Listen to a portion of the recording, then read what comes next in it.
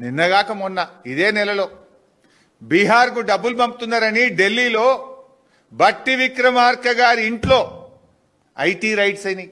ఇది ఎందుకో బయటకు రాదు. మీరు ఢిల్లీకి బట్టి విక్రమార్క పోతే ఎప్పుడు తెలంగాణ భవన్లు ఉండడు. గురుగాంలో ఆయన అత్తగారి ఇల్లు, ఆయన ఇల్లు ఉంటుంది, ఆడికి పోతాడు రాత్రి. ఆ గురుగాం ఇంటి మీద ఐటీ రైట్స్ అయినాయి.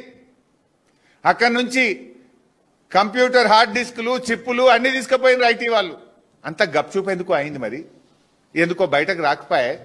ఏం ఒప్పందం ఉన్నది మీ మధ్య? పొంగిలేటి గారి ఇంటి మీద ఈడీ రైట్స్ అయినాయి. 3 రోజులు సెర్చ్ చేసిండ్రు. లోపలికి డబ్బులు లెక్క పెట్టే మిషన్లు పోయినాయి. టీవీలలో అందరు చూపించిండ్రు. మరి ఏమైంది? అంత గప్చూపు అయిపోయింది. బయటకు ఎందుకో రాదు ముచ్చట.